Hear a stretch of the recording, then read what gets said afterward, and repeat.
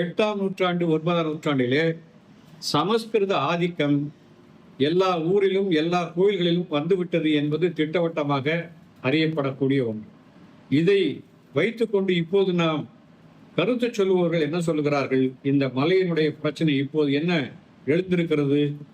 இது ஸ்கந்தர் மலையா, சிக்கந்தர் மலையா என்று இரு பெரும் சமய குழுக்கள் போராடி கொண்டிருக்கிறார்.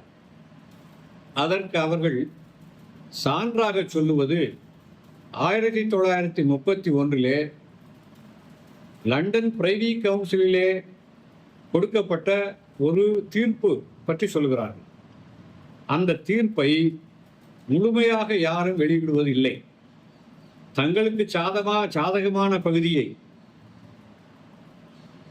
வைதிக சமயத்தைச் சேர்ந்தவர்களும் தங்களுக்கு சாதகமான பகுதியை இஸ்லாமியர்களும் சொல்கிறார்.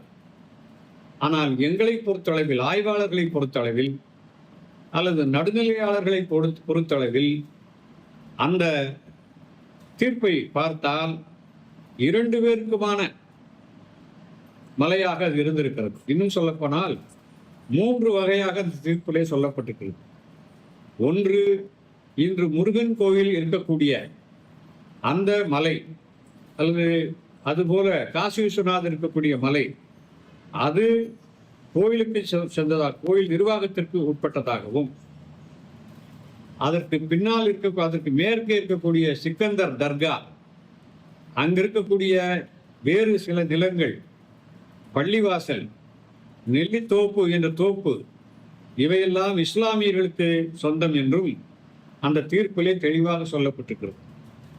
இது தவிர அரசாங்கத்திற்கு சொந்தமான பொதுவான நிலங்கள், நடைபாதைகள், இவற்றையெல்லாம் அரசாங்கத்திற்கு சொந்தமா என்று 3 சொந்தம். ஒன்று முருகன் கோயில் நிர்வாகத்திற்கு சொந்தம், இன்னொன்று அந்த சிக்கந்தர் தர்காவுக்கு ஒரு பகுதி சொந்தம், 2க்கும் இடைப்பட்ட பகுதியில் இருக்கக்கூடிய பகுதிகள் அரசாங்கத்திற்கு சொந்தம் என்று மிக தெளிவாக அந்த தீர்ப்பு சொல்லப்பட்டிருக்கின்ற காரணத்தாலே இப்போது நாம் தேவையில்லாத அளவிற்கு இது ஸ்கந்தர் மலையா சிக்கந்தர் மலையா என்று போராட வேண்டிய அவசியம் இல்லை.